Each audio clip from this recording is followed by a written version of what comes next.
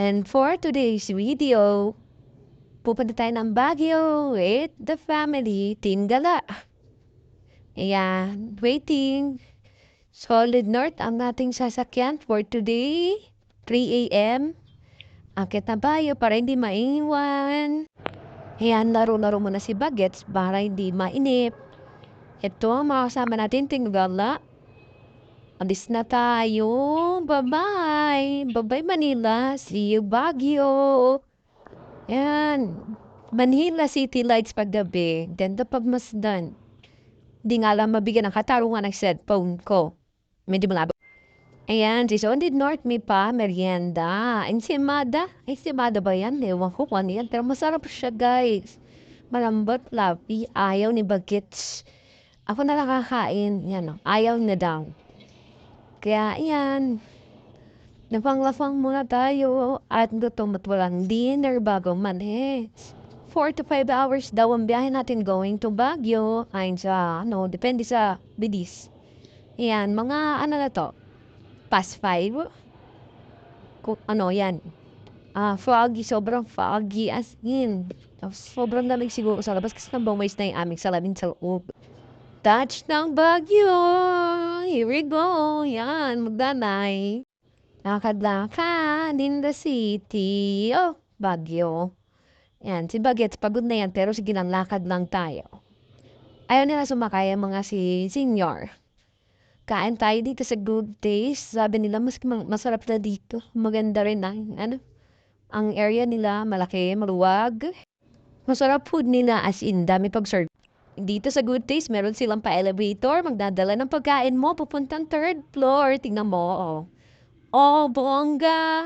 Dumating na yung order namin. Yan. May robot pa na waiter. Nagdadala ng pagkain, robot na. High-tech nila dito sa Good Taste. Talagang literal yan na naghatid ng mga order ng lahat dyan sa Good Taste. Yan. Yan yun. Yan yung sinasabi ko. Oh, di ba ang galing? Wala ng waiter. Ganyan na. Sana lahat ng restaurant ganyan na, no? Para mas-safe. Yan, walking tayo ngayon sa Burnham Park, gilid. Lakad-lakad lang kasi ng mga bet ng mga seniors. Yan, Baguio City Library. Tatawid tayo, ingat. Tatawid. Burnham Park na. Papadang, yan. Baguio City Public Market.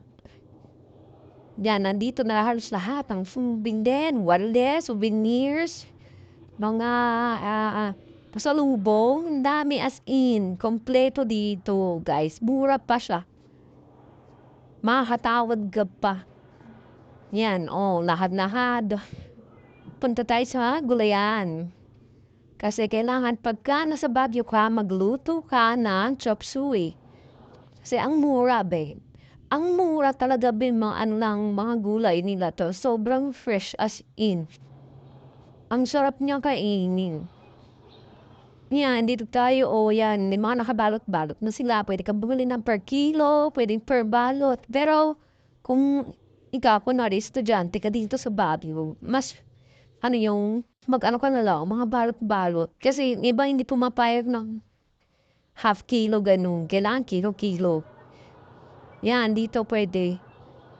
Yan, tinan mo naman kung gaano ka-fresh yan. Yan, oyster mushroom, mura. Tapos ang fresh nan. Sobra.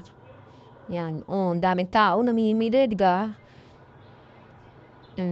Ganda.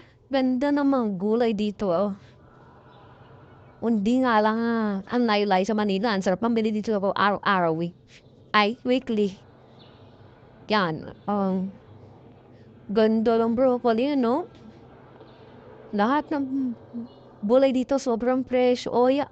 Green ice dito sobrang mura. Yan, iba-ibang klaseng mushrooms andito rin, kompleto. Yan, magsawa ka. Kung mahilig ka sa mushroom, punta ka na dito. Yan, asparagus to. Dami, di ba? Yan, ikot-ikot tayo para maghanap ng murang gulay. Tsaka yung talagang fresh na fresh. Kailangan makita natin lahat yan, no? Bottom na. Bottom. Bottom, mushroom yun kanina. Yan ang ganda, oh. Di ba? May mga nakabalot ako, hindi mo kayang ubusin yung 1 kilo yan. Mo yan, tingnan mo naman yan, be. Oo. 30, 40 pesos lang, cauliflower na sa Maynila. Diyos ko, gold yan. Eto na, oh, yan, chapsuy namin. Yan, to gabi na to. Malis sila, kami lang ni Bagets lang naiwan kasi tulog na. Di na ako sumama kasi medyo masama rin ang pakiramdam ko.